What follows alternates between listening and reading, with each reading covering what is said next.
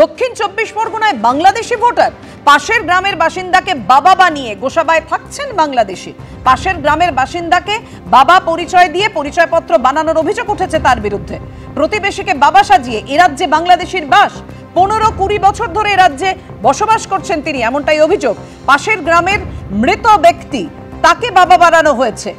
আমি আমার পাশের বুথে আমার বাবার নাম দেখলাম, একজন জিয়াউল বলে একজন ভদ্রলোক, কোথায় বাড়ি ঠিক জানি না, দেখি আমার বাবার নাম তা ওর ফর্মে দেখা যাচ্ছে। তাই আমি বিয়ালারকে যে মানে সঙ্গে সঙ্গে কমপ্লেন জানালাম যে ও আমাদের কেউ না, আমার এই ফর্ম আমার বাবার নাম নিয়ে ও ইউজ করছে কেন।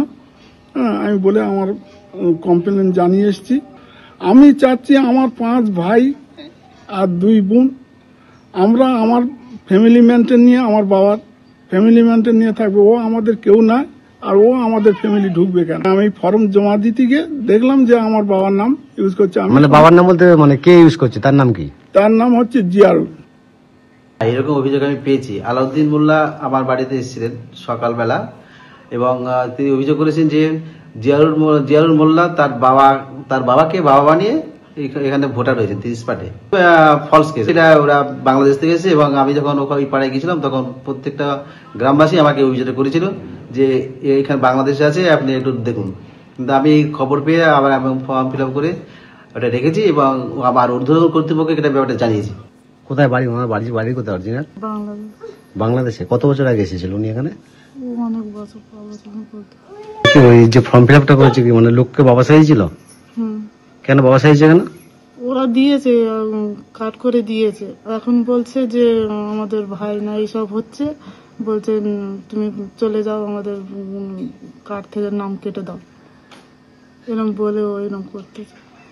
লোকে ভয় দেখাচ্ছে ওদের, তোমাদের ধরে নিয়ে যাবে, জেল খাটবে, তোমরা বাংলাদেশের লোকের কাট করে দিয়েছো, এরকম বলতে ভয় দেখাচ্ছে। তাই এরকম ওরা প্রথমে আমাদের ওরা কাট দিয়েছে, বাপের কার্ড মার কার্ড দিয়ে কইরেছে, আর এখন বলছে আমাদের ভাই না, এখন ওইরকম করতেছে।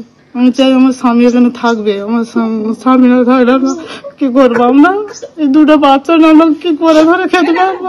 ফের অসুস্থ বিএলও, এবার জলপাইগুড়ি সদর ব্লক। অসুস্থ জলপাইগুড়ি সদর ব্লকের এক বিএলও, নাম আঞ্জুয়ারা বেগম। এসআইআর ফর্মের ডিজিটাইজেশনের কাজ শুরু হতেই তার শরীর খারাপ হয়ে যায়, এমনটাই অভিযোগ। এই নিয়ে 2 বার হাসপাতালে ভর্তি হয়েছেন তিনি।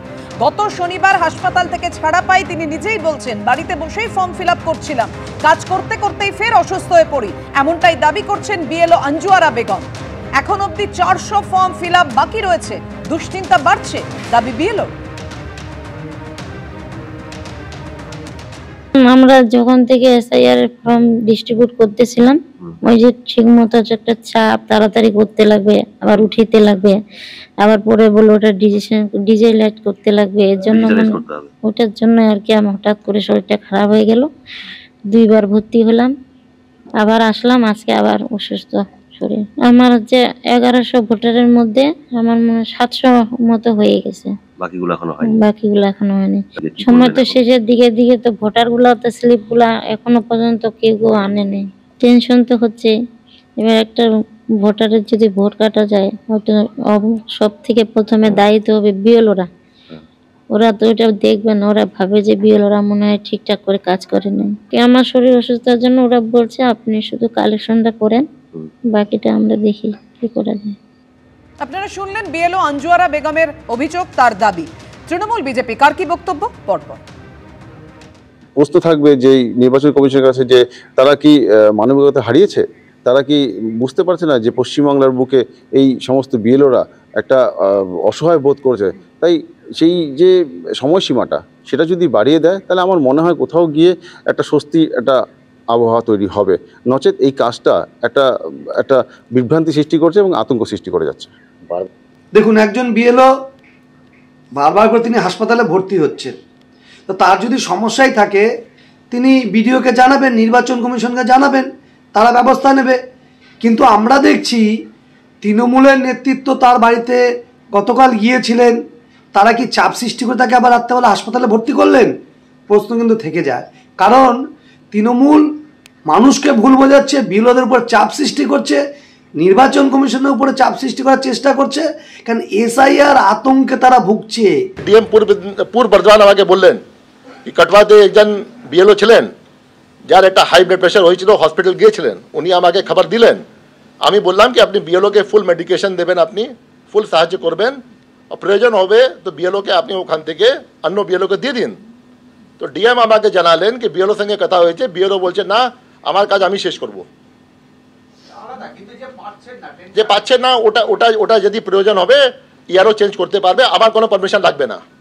এনুমারেশন ফর্ম দেওয়া, ফর্ম কালেক্ট করা এবং তারপরে ডিজিটাইজেশন, কোথাও সার্ভারের সমস্যা রয়েছে, রাত জেগে কাজ করতে হচ্ছে, এত কাজ কি করা সম্ভব? প্রশ্ন তুলেছেন তৃণমূল সাংসদ কল্যাণ বন্দ্যোপাধ্যায়। বিএলওরা আছে, সকাল থেকে তারা ফর্ম ডিস্ট্রিবিউট করছে, তারপর ফর্ম কালেক্ট করছে, এবার সন্ধেবেলায় সন্ধে পর এবার রাত্রি পর্যন্ত তাদের আপলোড করতে হচ্ছে। যেগুলো মফস্বলের দিকে জায়গা সেখানে তো কোনো নেটওয়ার্ক পাচ্ছে না, এবার রাত্রে গোটা রাত প্রায় অলমোস্ট রাত্রি 3-4 পর্যন্ত কাজ করতে, সার্ভার ডাউন হয়ে যাচ্ছে। তা হাউ দে উইল ওয়ার্ক?